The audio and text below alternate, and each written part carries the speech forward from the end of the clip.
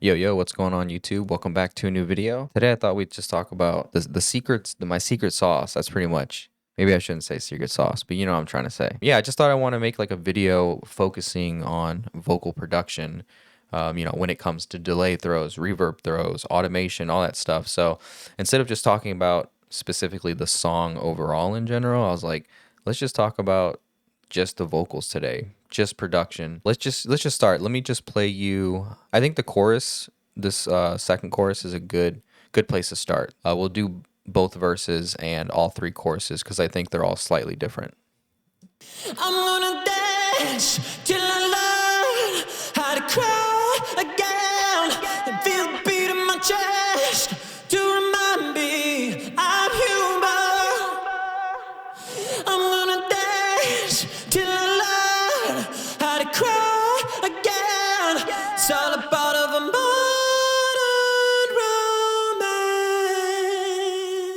romance.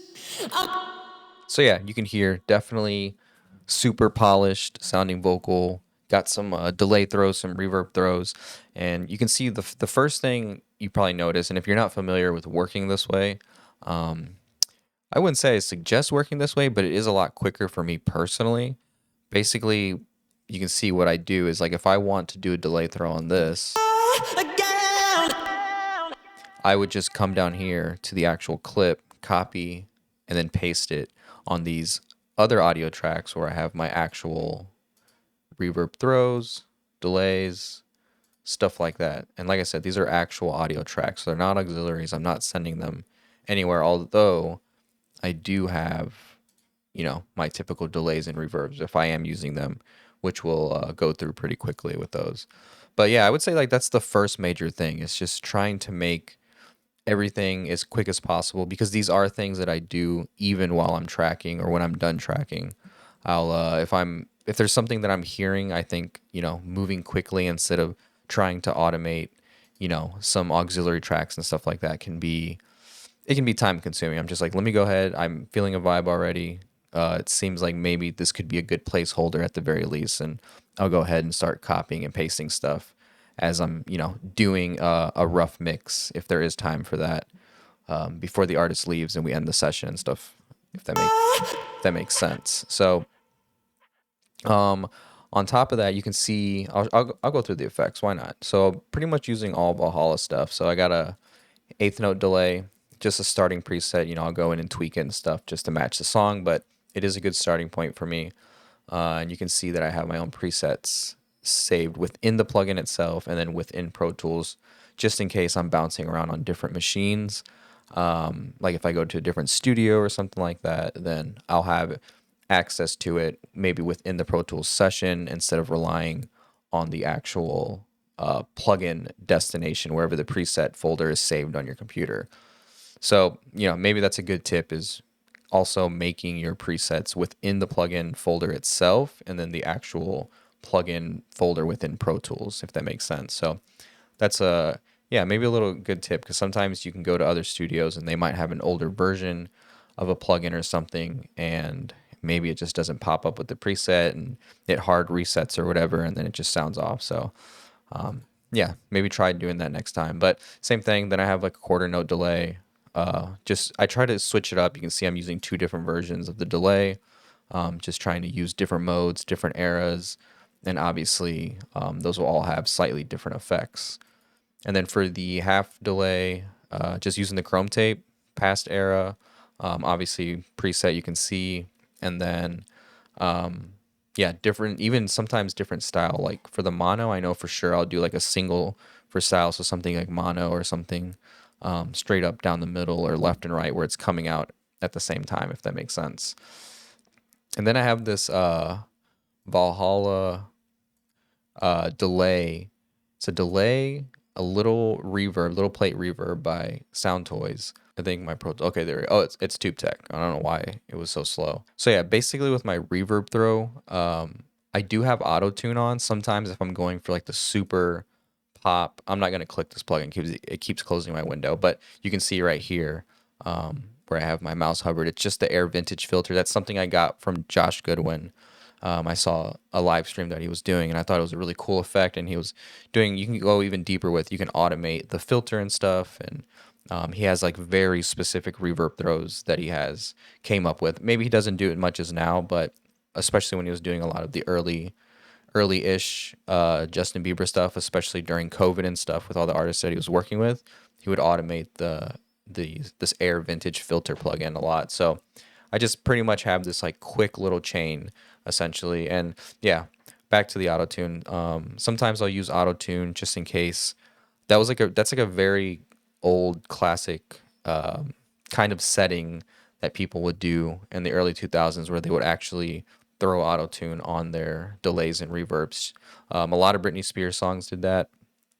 Can't think of who else, but from my understanding, I know whoever she was working with, that was like a huge thing that they did. So just something, that's like some secret sauce that they would do is they would just auto tune the actual delay and reverbs too, which is kind of cool. So I have that just in case I want to go for a more super perfect sounding, because delay and reverb can, so it doesn't necessarily alter the pitch, but it could mask up some things or whatever, or do the opposite and bring out I want to say bad notes, but maybe not good notes. And it's rare that happens, but like I said, this is more of like I just want this to sound like a more auto-tuned throw when it comes to delays or reverbs. But you can see I'm not using it, so it's not very often that I use it.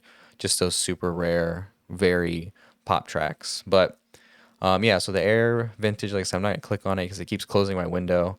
Then I have the Valhalla delay, and I'm just using the lo-fi mode ping pong. Like I said, these are just all starting points. I'm sure I tweaked all this. I mean, you can see I'm using a 16th and then an 8th delay.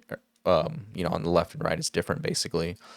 And yeah, then the little plate, I think, just pretty much stock besides the low cut and changing the actual decay time. And yeah, then just a tube tech just to smash everything down essentially. I don't think it's necessarily smashing. Yeah, I mean, obviously you can see that the meter is putting in a lot of work, but through my ear, it doesn't sound like it's actually smashing it. It's just like, it's just taming it. It's just like, hey, we just want to control you. Don't go too crazy, pretty much. Don't get louder than the vocal. Essentially, that's what it is. It's just like a stop sign, a safety net. And yeah, that's pretty much it. Quick little run through of the actual this throw folder that I have. Like I said, it's just filled with effects. I used to have way more, but honestly, if I need any other crazy sounding effects, I just go ahead and make them as I'm going. But I feel like having these 4 go-to basic effect stuff can really just get you going and get you going like creatively and stuff if you are playing more of like the engineer producer role. And then these all funnel to this auxiliary folder, which they're all in. And then on top of all these effects, I'm just compressing everything down. Just another layer of like, hey, we just want to control these effects. And it also just adds to the actual effects too, because you can hear that it's compressing those effects. And I'll show you in a second. And then this is just something that I've had on forever. I think I also got this from Josh Goodwin. I'm pretty sure I copied the setting. I'm pretty sure I got it from him. I could be completely wrong, or maybe it was Alex Toomey. I can't remember. But him and Josh Goodwin and Alex Toomey have like a similar setup that they do with this. So I don't know. I know for sure I got all these from Josh Goodwin, but I know Alex Toomey works this way. A lot of those guys work this way now. I'm sure maybe people watching work this way, but I just like, working this way just because I don't want to go and, go here and then automate everything. Obviously you can see I did the chorus and stuff, but, just the classic, like I'm going to ride this fader to do a quarter note delay or a reverb throw or something. And with this, it's also easier for me to make stems because there are a lot of times that I think artists have came back to me and have been happy with the stems because, depending on where the venue is, most of the time especially if it's like local artists, the live sound guys aren't going to give a shit. They're not going to try to make it sound as good as possible. For the most part, I'm not saying everybody does that, but if you go to shows and stuff and you support your local artists or just in general, you know what I'm talking about. There's just those venues where the guys just go to get the job done, which there's nothing wrong with that. There shouldn't be no expectation for them to do all these crazy effects and stuff besides making them sound good for that venue. So anyways, my solution to that was if there are going to be like any throws or anything like that within the studio version of a song, this is just an easy way for me to just be like, all right, let me just go ahead, highlight all these tracks of the length of the song, and I can actually make stems of the throws so I can blend them into the actual stems if the artist wants that, or if they just want them individually. So that's like another major reason too. It's just easier for me to make stems and be like, here's all the effects. If you don't want the throws and stuff, then just mute them or just don't import them into your session or whatever. And then, like I said, on top of that, you can see that I'm just going through and just doing little automation moves on certain parts of the sections of the song, I should say. And yeah, it's just all these little things that add up. And I'm going to show you what this compressor is doing too. So yeah, sorry if I'm moving quickly. I don't usually try. I'm just trying to be a little bit quicker with explaining myself and stuff. I would say that's one of the number one things I get feedback from people that watch my videos. I go a little too nerdy out on explaining stuff. So just trying to be better about that. But yeah, let me show you what this compressor is doing. So this is the compressor on the overall auxiliary folder for these effect throws. Got who the fuck I am. Got who the fuck I am. So obviously the main thing, you can see we're adding 18 dB of gain. And the reason we're adding that much is because this is probably something I fine-tuned over time, and maybe for me this is a good starting point. But because we're compressing so much, as you can see, it allows me to gain these effects into the compressor as much as I want to, but also knowing that I won't lose any gain, and I have so much gain to mess with, if that makes sense. And then the last layer to add to that is because I'm adding so much gain, obviously it's going to be loud. So now I'm coming back down on my fader, 18 dB, which the last layer to that is that gives me headroom knowing that I have 18 dB, or not exactly 18 dB, but you know what I mean. I've given myself headroom to be like, all right, well now it's still too loud, so I can bring it down. Obviously 99% of the time it's pretty much in the sweet spot. And then if I need to, as you can see here, I can just go through and automate that, and knowing that I have the headroom to gain up if I need to. So you can see I'm not really doing that much, but like I said, these are just all safeties than they are more than just being there for tonal shape or anything like that. And like you can see, I mean, I'm just using the stock Pro Tools Pro compressor. I'm not using something fancy. The only one that I'm using something nice for is this Tube Tech, and like I said, this is probably something I got from Josh Goodwin or Alex Toomey, and yeah, I don't know. Or maybe I was just trying to be fancy and just wanted to use a Tube Tech instead.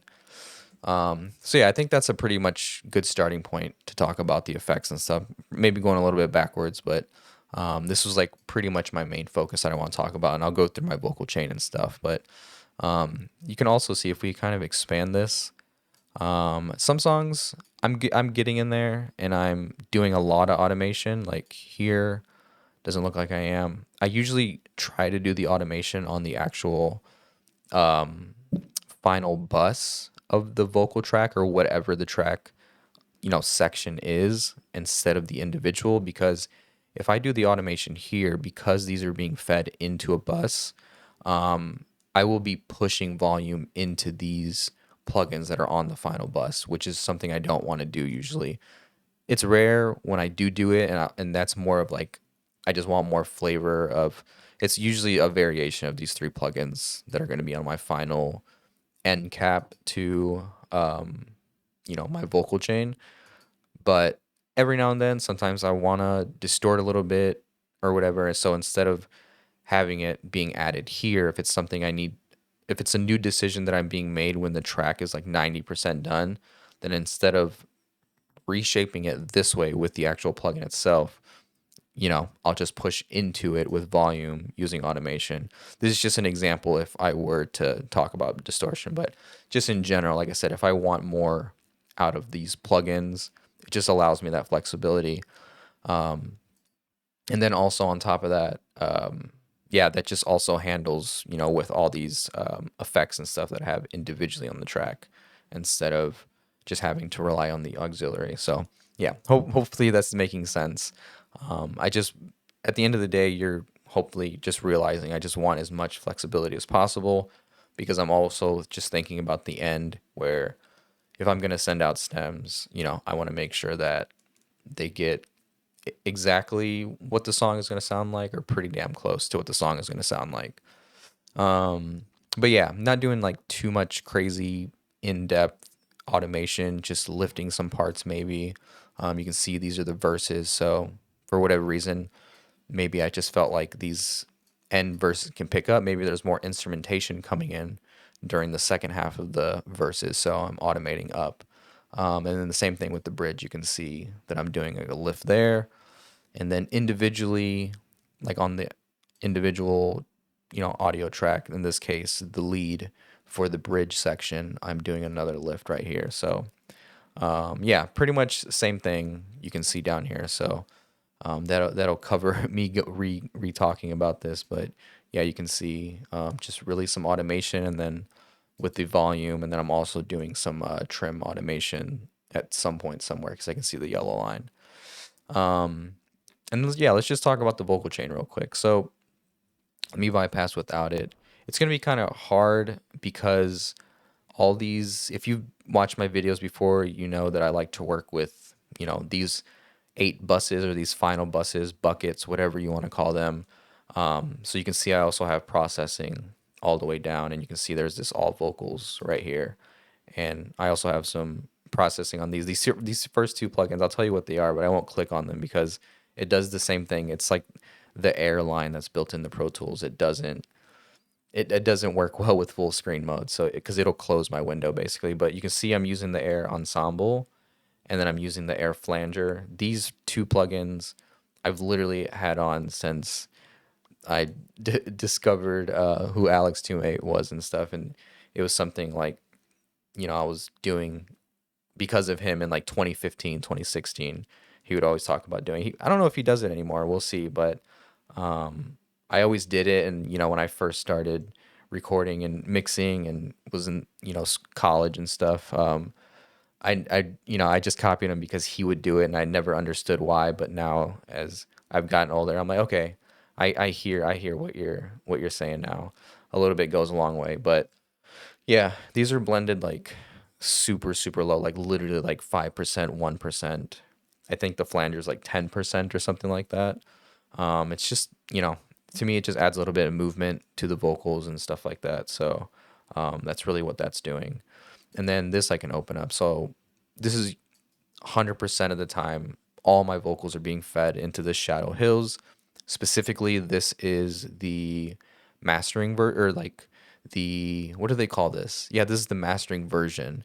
Because technically, the original is just the mix bus version, but we still associate it as a mastering compressor. I don't know if that makes sense, but I think actually I don't even remember what the difference is, but um, yeah. Anyways, yeah. So they all feed into this. So this is not the original green one. This is like the mastering iteration that they did with Plugin Alliance, and I just think this one is way more tone sounding than the original. I think the green original master or Shadow Hills is just too subtle. I'm just like I don't hear anything. I can hear that it's compressing, but I don't hear all the hype and juice that everybody's talking about.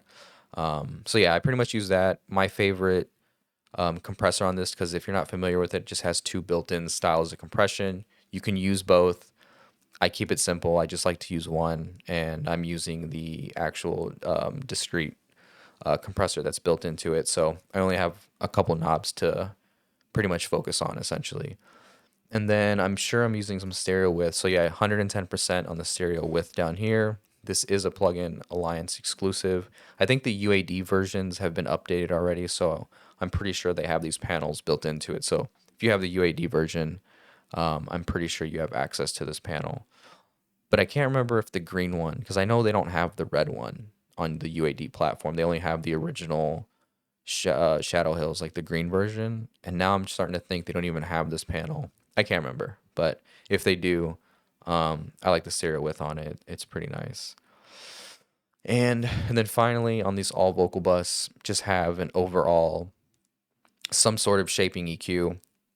And I'll show you what it's doing. You can see just have a couple notches, adding some air, another layer of filters, because like I said, the doubles, the BGVs, chorus vocals, lead vocal, or verse vocals are all being fed into this. So it's receiving a lot of information during the chorus. So I just want to make sure that I'm taming all those frequencies and treating them together so they sound as a whole. And like I said, I'll show you an example. But yeah, I just thought I would run through this vocal chain first before I, kind of go through the individual plugins essentially. So now that I've explained this, let me bypass these two, and I'll even bypass the stuff I talked about with Alex Toomey. So this is just straight dry vocals. I'll leave the effects on. That's not really. Actually, you know what? I am going to take the effects off because my Dimension D chain is adding some EQ and stuff, and I'll talk about that. Pulling the plug. Disconnect from all the strung out static. Yeah, I'm out of touch. Losing the signal of the blood rushing through my veins. Sold online to the radio waves. Romeo is a liar. To play you gotta pay your attention. I'm starting to break away. So yeah, you can hear a lot. It's actually kind of cool because I've bypassed the actual reverb and delays that are, actually affecting the vocals itself. It's kind of cool to, you can actually hear the actual delay throws. I guess is what I'm trying to say, and it sounds pretty cool. So you can really hear the full effect.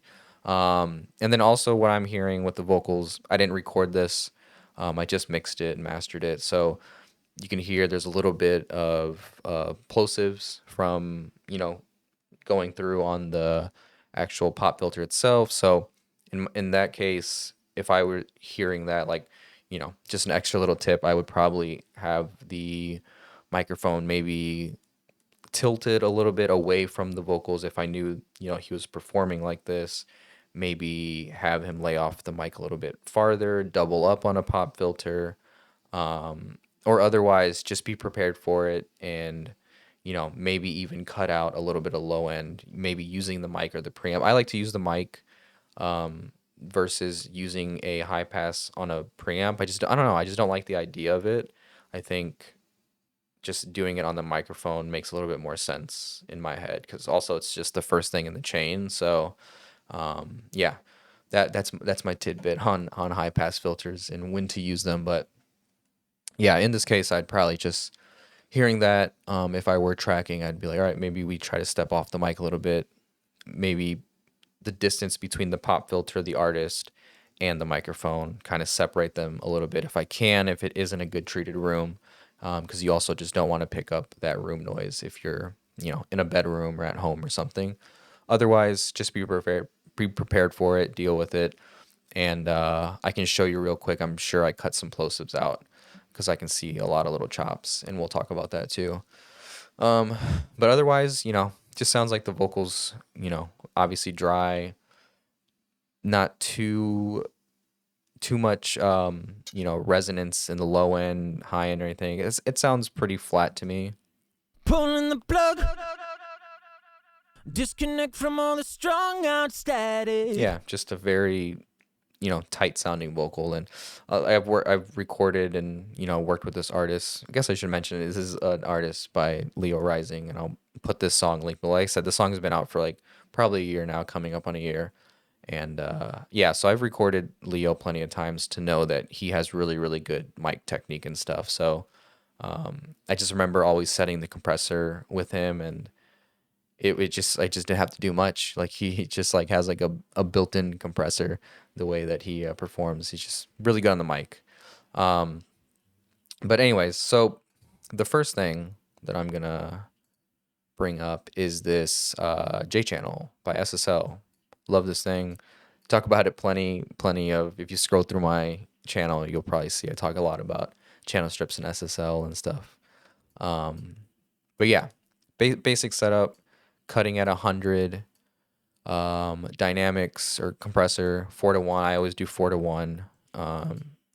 It's 7. I mean, this is all gonna the threshold's gonna be different on any kind of compressor, but I think pretty much the release is always straight up the middle. I never really mess with it for vocals. I just think SSL is just like a solid compressor, and it's hard to make it sound bad, I guess is what I'm trying to say.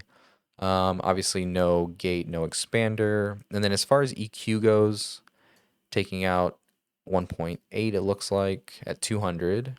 Then at 561, taking out 1 dB and 1 dB out of 2.5. I do know that Leo can be a little bit heavy. I guess I should point out the actual width of the EQ points going a little bit wide on both, at least 1.3 it looks like. And then top end, just adding 4.5 dB of 22K.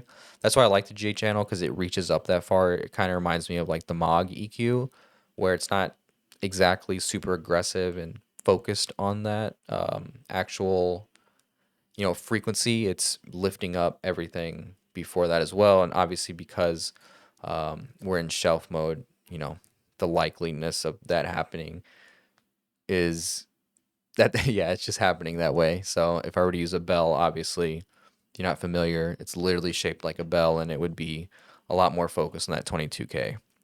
And then I'm a big proponent when it comes to plugin alliance stuff. I just crank the THD. I just think it sounds better. I think, if it's there and they're giving you the option to use it, I feel like honestly it should just always be 100%, and you can just click it on and off or whatever. Like, it's, to me, the way I think THD works with them is like, do you want it to sound a little bit more analog harmonics or not? Like, you know what I mean? So that's just the way I think about it. So if they had an on and off button, I would probably use that, because I'm always just cranking it all the way and just using that as a starting point.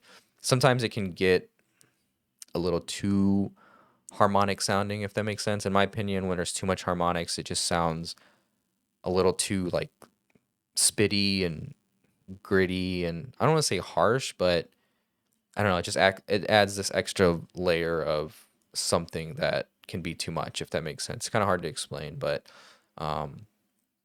otherwise 98% of the time I'm using THD. The only other thing that's annoying about it, which if you do plan on using it, is always double check when you reopen your session, because sometimes this shit will reset and you'll be like, why is my track slightly lower than it was yesterday? Because obviously, because it's adding harmonics to whatever you apply it to, you're also getting, naturally a little bit of gain, because it's adding harmonics. So that's another reason I like using it too. It just adds like a dB of gain or whatever that I didn't have before. And yeah, so just be aware that sometimes these channel strips, or just in general, I mostly come across it with the channel strips, they don't remember their place every now and then when you reopen a session. But yeah, anyways, that was the SSLJ channel strip. It looks like that's pretty much all we're doing. Just some general shaping, cutting out, trying to make a little bit bolder moves when we're cutting frequencies. This is the only time I will add before I add later in the chain, just because I genuinely do like the way this EQ sounds. I'm just like, let me just take advantage of it while I can. If it's too much, I know where to take that out, essentially. And then the next thing is this parametric EQ. And pretty much with this, I mean, I try not to do any surgical. I just don't understand the surgical EQ culture thing. I always see it on Instagram. I'll see it on YouTube too, even Twitter or whatever. Like, it's just not a real thing, in my opinion. I just don't. There's, and I mean not surgical EQ as like a whole. I mean like doing these little tiny cuts and stuff. I think it's kind of nonsense. I'm like, you either want the frequency or you don't. Just cut it out. Like, don't hone in on stuff and then really what you're focusing on is, you know, resonance and stuff. And it's like, obviously no one is going to like when you boost 10 dB of 1K, like, you know what I mean? So just don't fool yourself and just try to just make broader EQ cuts, in my opinion, and then you just move on a lot quicker. But yeah, so this is my first, you know, parametric EQ where most likely I'm like just doing dynamic EQ stuff. I'm not really doing anything else pretty much, and I'll show you. Pulling the plug. Disconnect from all the strong out static. Yeah, I'm out of touch. Losing the signal of the blood rushing through my veins. Soul don't line to the radio waves. Romeo is a liar. To play you gotta pay your attention. I'm starting to break away. I'm gonna die. Pulling the plug. So yeah, you can hear. I mean, obviously we're losing some gain. I just like the way I think about dynamic EQ. For me, it's just like you're just kind of setting up these little compressors to bring certain regions down in the actual signal itself instead of relying on a static EQ. Obviously, you can see here I'm doing a static EQ of almost a dB here, and static meaning not dynamic, so just your standard, like there's always going to be, you know, a 1 dB cut throughout the whole signal of this basically. So yeah, I don't know, it just helps me get vocals to sound a little bit more, I don't know, natural, I guess, if that makes sense. Just kind of, it's just a good way for me to reshape the performance, because sometimes to me static EQ is just a little too aggressive, especially when it's not a good EQ, or, you know, essentially you just don't know what you're listening for, and it can just be like super harmful, and you can be removing things that actually are making it worse, if that makes sense. Because yeah, I don't know, hopefully that's making sense. That's the only way I can explain it, at least the way I think about it. I just think it just sounds more natural than just doing a static EQ, I guess is what I'm trying to say. But me specifically, I like the Kirchhoff EQ, another plugin alliance plugin, or they were owned by somebody else and took them over. But you know, use your favorite one. Like I said, instead of me just being like, oh, this is the point of the chain where I use another layer of EQ, I'm just think of it as like these little tiny compressors. And like I said, I like to do more broad EQ stuff than little EQ stuff. I'm just like, if I don't like something, just take it out. Like, I'm not gonna sit there and, you know, pinpoint the exact frequency or whatever. And especially vocals too, just because it's a more of an aggressive, you know, overall frequency field, I guess, if that makes sense. I don't know. Maybe I think sometimes I do think about these things the opposite of what they are, like from a technical aspect or whatever. But otherwise, my first or second stage of compression is LA2A, and it's just a classic. It just works. Pulling the plug. Disconnect from all the strong out static. Yeah, I'm out of touch.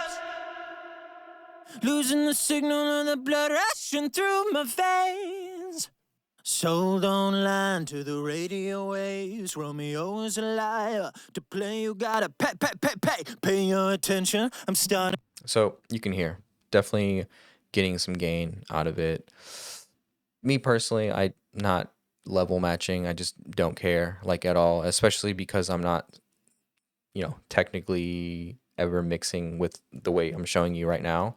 Usually just mixing with the drums in, with the bass and stuff like that. So if anything, I'm just like always fluctuating with gain as I'm building the track together and stuff. And I think most people do, but I wouldn't get too caught up on level matching. I think just, I don't know, I don't want to use the word stupid, but just don't be like stupid about it and be like, oh, well, we're being tricked because it's gain. Like, yeah, of course. That's the whole point of having a gain knob, is that you have that flexibility, or you have that control of adding or boosting gain. Like, you shouldn't just sit there and yeah, just try to fine tune the output or whatever. Like, you have control over it, just reset it. Like, it's not that big of a deal.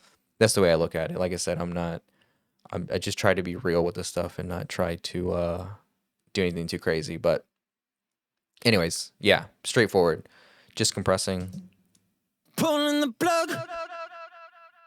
Disconnect from all the strong out static. I mean, to me personally, and I got this from Josh Goodwin as well. Well, not the actual compressor itself, but the way I use it.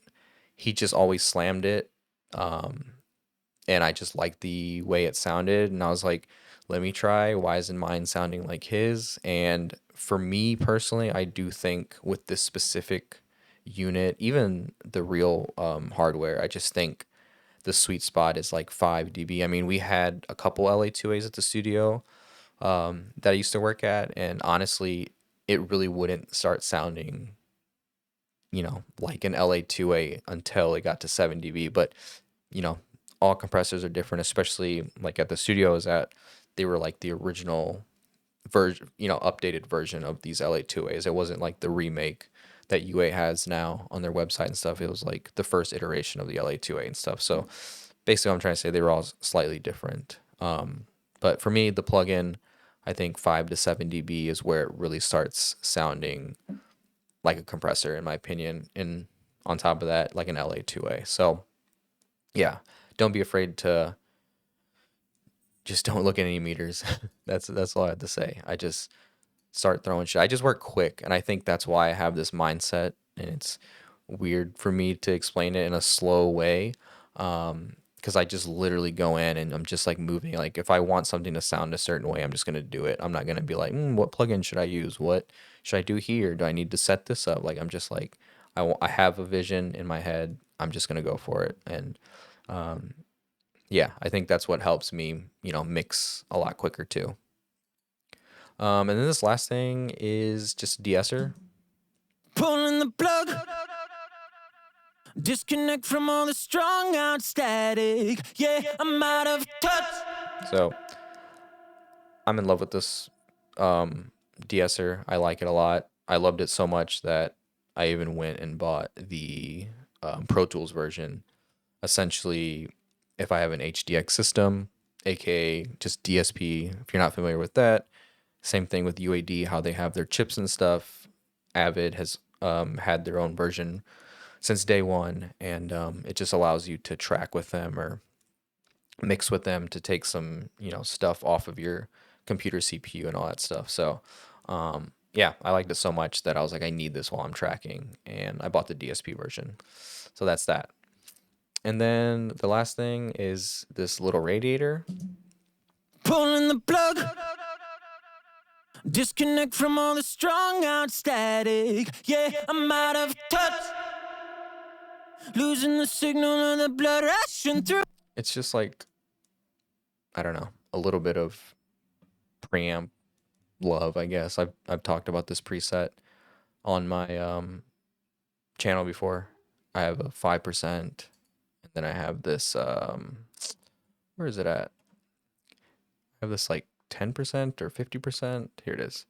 50. I even have a 25 that I've added recently. So just giving you 3 different flavors of the amount of saturation that you want out of this. And yeah, that's that. I've talked about my vocal chain a lot on my channel. So if you need a more in-depth tutorial, it's all over my channel. You can watch that. Pulling the plug. Disconnect from all the strong out static. Yeah, I'm out of touch. So you can see there, limiter. I like the PSP Twin L. Just think it has a certain sound to it that I like. And yeah, I just needed a limiter, and you can see that it's just catching those little peaks that the compressor and stuff isn't catching. And then I have this Waves Factory Spectre, I guess that's how you say it. Pulling the plug. Disconnect from all the strong out static. Yeah, I'm out of touch. Losing the signal of the blood rushing through my veins. Sold online to the radio waves. Romeo is a liar. To play you gotta pay. So if you're not familiar with this, it's not an EQ essentially. It's just like a booster, I guess. You can just basically add harmonics to certain frequency ranges that you want, um, and then you can go through and change how and what types of saturation you're looking for. So tube, clean, solid state, they have all kinds of versions. But for me, this is just kind of like the cherry on top. This is like me, trying to reshape it to sound like a C800, trying to sound like a C12, whatever the case is. I just think this is a good tool to essentially change the characteristic of the vocal or the signal. But I like it on vocals more, so it just kind of gives me the impression of like, oh, we recorded on a SM7B, let's see if we can make it sound like a C800 with something. And I think this could kind of get you in that ballpark or in that world, if that makes sense. So obviously it's not exactly what it's going to do, but just like the way that's just the way that I like to think about it when I'm using this. And you can see I'm not using a lot of it. 2 dB, 1 dB at the very top, and that's really all it is. It's just top end. I used to use it on the low end a little bit, but yeah, just stop doing that. So anyways, that's that. And let's just kind of go to the effects. So I have a mono delay.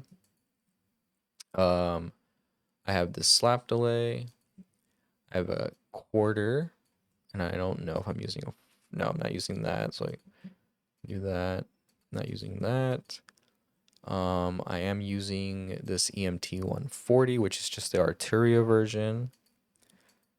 I'm using a little bit of the Vercasti.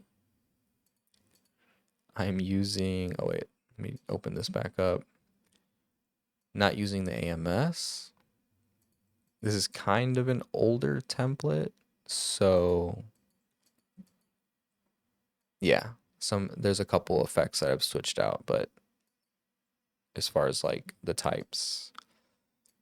And let me bring this back up. And they have a doubler and a dimension D. So let's talk about these effects first before I show you what they're doing, because I mean honestly they're not really doing like that much, as you can see, but enough to make a difference. Let me bring this up. But let's see. So let's open these effects down here. You can see, try to be super organized personally. Doubler, just the micro shift. If I had the choice and I had a UAD card, I'd probably use like the AMS, or I think they have a UAD version. I know obviously Eventide, however you say their name, they have the actual, real deal micro shift or whatever. So it would check out theirs too. But yeah, whatever. Just a standard micro shift, doing a doubler. Just using the style one. That's the one I've always used to the max, because obviously we have it on auxiliary, so we can blend in as much as we want.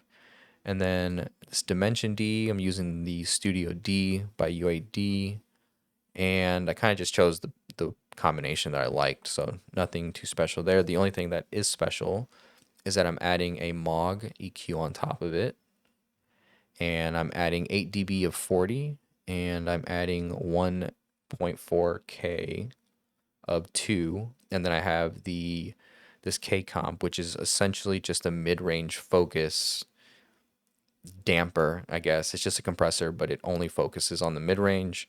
This unit usually specifically for mix bus stuff, obviously vocals and stuff, but I know a lot of people use it on mix bus stuff, and that was the reason they kind of came up with this, so they can just tame that mid-range a little bit without taking it away, if that makes sense. But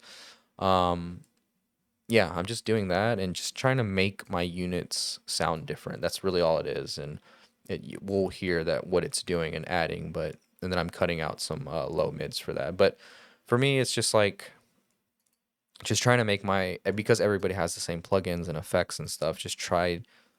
There's no way of having a unique unit anymore, if that makes sense. So I'm like, what can I do to make my Dimension D sound different than somebody else's if we're both using the plugin? So this is kind of my way of doing that, and it's also kind of like a cheat code for me to essentially add that top end and that mid range to it without having to do it with EQ.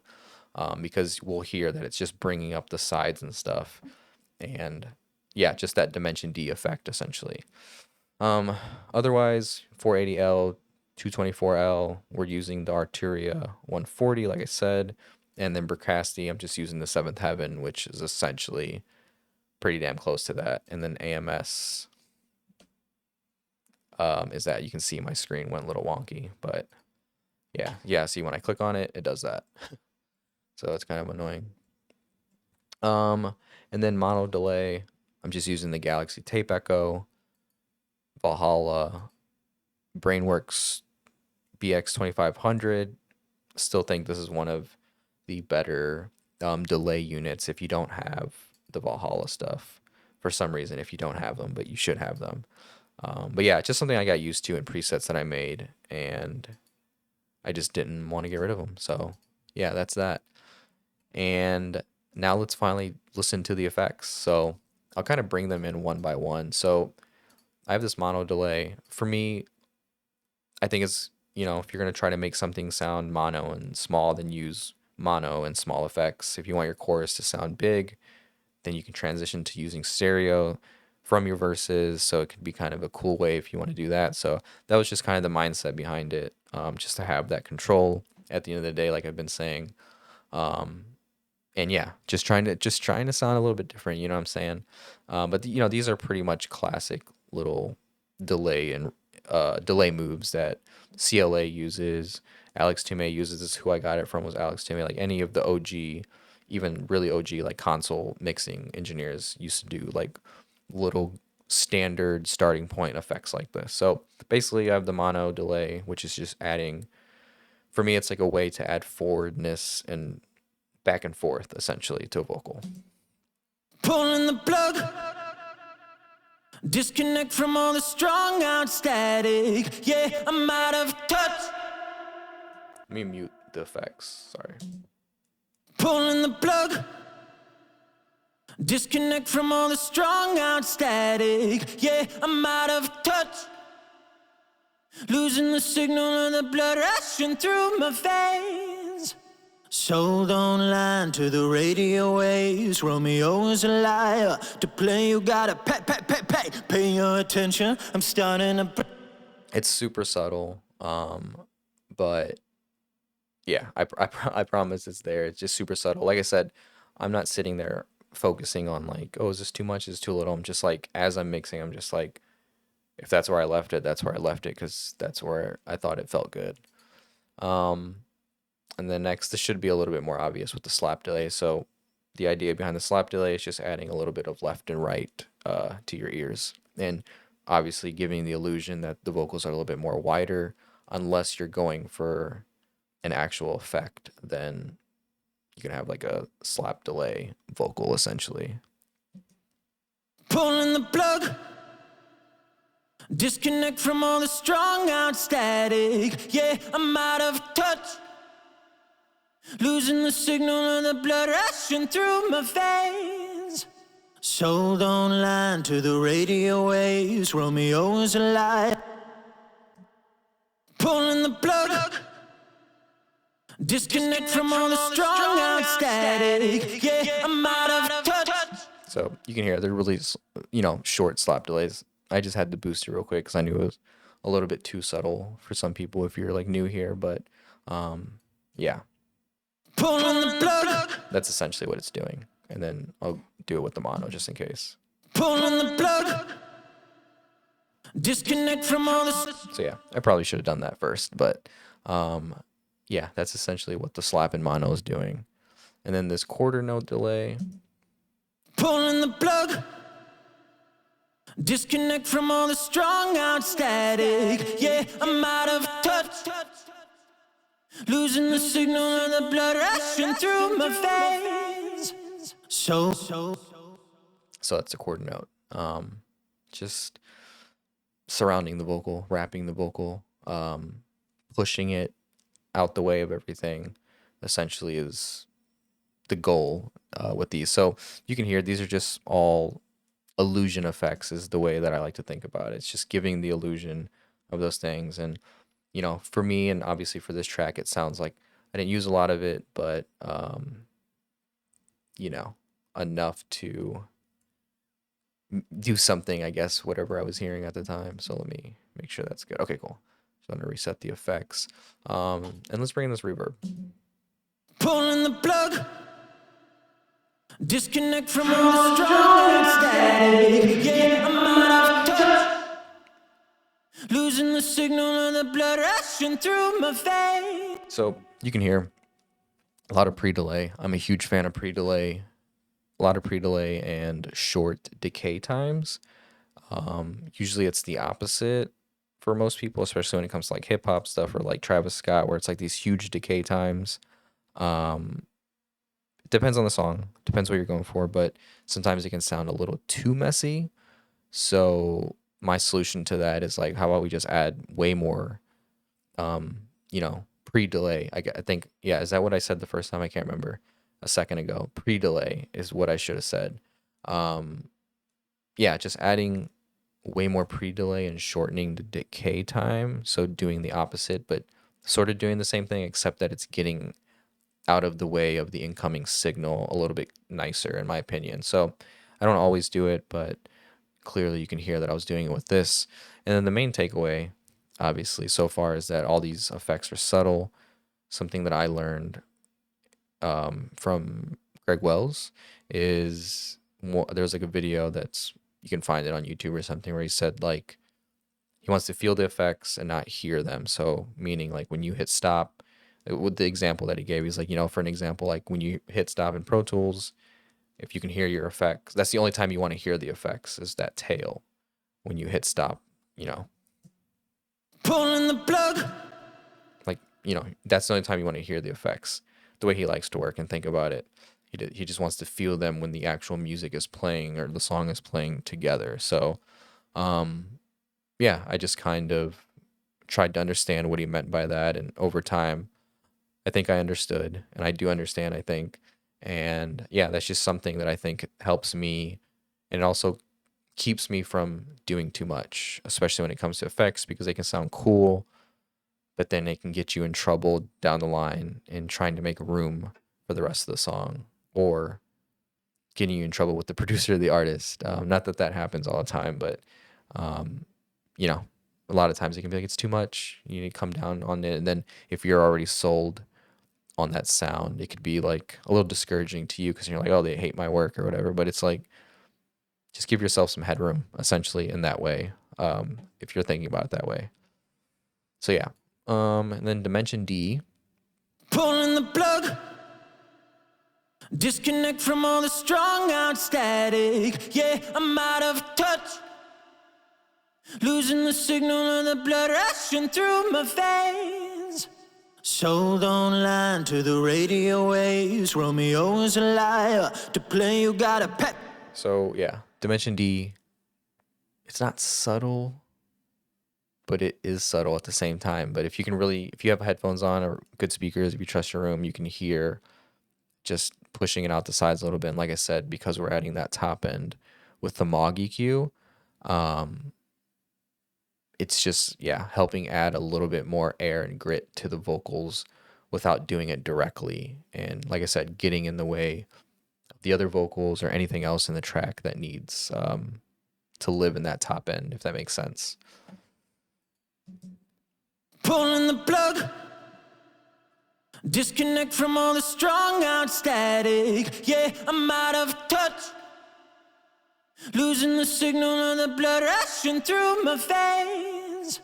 Sold online to the radio waves. Romeo is a liar. To play you gotta pep. So same thing with double.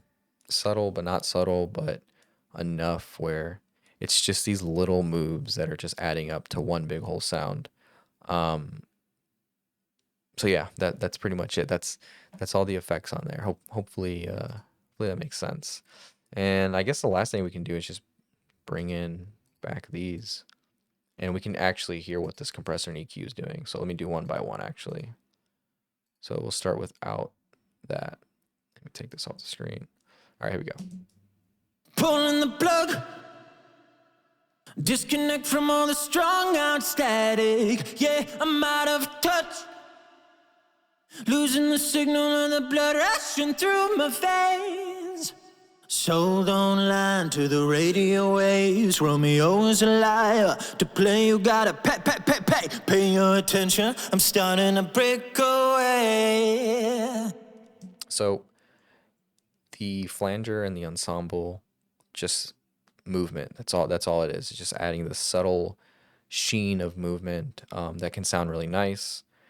I've never touched the presets, never messed with the effects. I just kind of like to think of those two units as like my, my sound or whatever, and not that it's enough to say it's even a sound, but you know what I mean? Like, yeah, it's just like a thing, I guess, if that makes sense. The main thing, one of the main things is this compressor. Obviously, we're getting a little bit of gain, but in other terms, you would just be like, oh, it sounds a little bit more in your face, a little bit more forward. When yes, it does do that, but it's also just because this is another layer of another layer of compression that is holding everything together. But because we have to add gain with the compressor, it can give the illusion that it's in your face more. So yeah, I don't know. Mixing is just a big illusion. There's really no secret sauce to it besides you having your own little things like I showed you with the Dimension D and the Mog. Those are like the secret sauce things where you're just like, oh, I'm actually making mine sound a little bit different than what you have because I'm doing it this way. Because at the end of the day, everybody has these tools, you know what I mean? And more people have way more plugins than me and stuff and all that. So it's just the way that you just gotta be a magician. You just gotta know how to trick people. I just think, or trick the ears, I guess, is the way I like to think about it. It's not really any secret sauce. It's just the way that you do things, and you get to decide who's going to be the star of the show. If that makes sense. And then the last thing that was the most obvious was this EQ. Usually on the all vocal bus bucket, whatever we want to call it, this EQ move is literally probably the last thing that I'm adding to the mix. I'm never adding this on during the mix. Mix is 70% done, 80% done, like 90% of the time. When my mix is 100% done and I just need that extra little, like, maybe I can take out just a little bit more low end. Let me just do it on the final last step of the vocals. This is the place I'm doing it, and this is what I'm doing usually. Usually it just cuts. It's very rare where I'm boosting on this last stage of EQ because I'm boosting on the mix bus as well, which is a whole nother thing. But most of the part, this is just like, hey, what are some last minute frequencies that are poking through in my car, in my AirPods, my laptop speakers, whatever.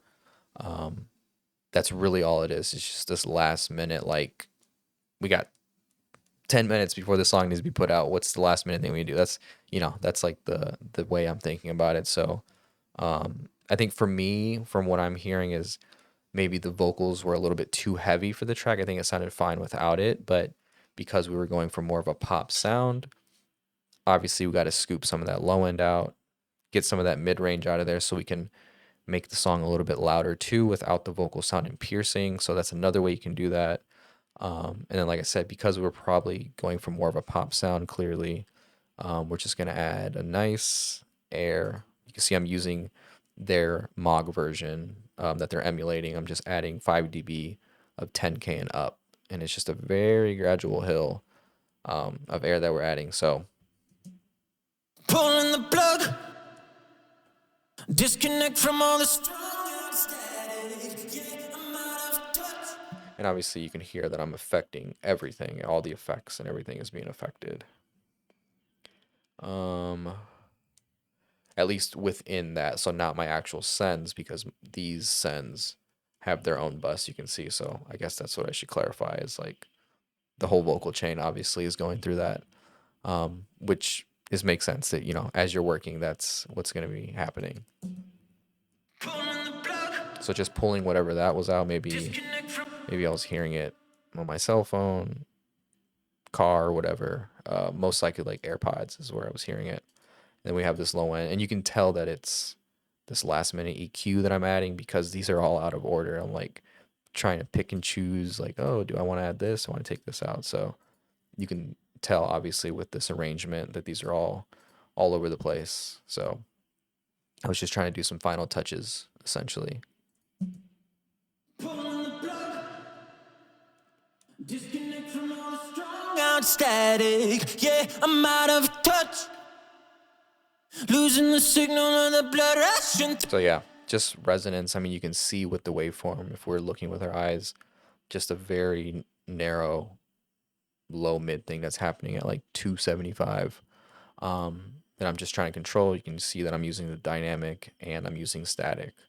EQ moves, I just try to keep it even. It's not really anything particular. I think it's just weird about it, and I just like to think of it as like mastering. I just like the idea of mastering EQs when they're all stepped and even amounts of stuff. I don't always mix like that when I'm here, but when I'm on this final bits of mixing stuff, yeah, I don't know. It's a weird little thing that I do, but yeah, that's pretty much it. That is everything. Obviously, besides the mix bus, which not gonna have like too much of an effect on everything when it comes to vocals, at least. Yeah, that's pretty much it. Those are all my effects. Vocal chain, pretty much the same for everything. All the sends, my delay throw section. So yeah, let me know if this was helpful. If you have any questions, are you using any of these? Have you been working this way already? I don't know. Just let me know your thoughts in the comments below. Like, share, subscribe, and let me know what I should do next. I don't know. Sometimes I get feedback, sometimes I don't. Otherwise, I'll see you in the next one. Peace.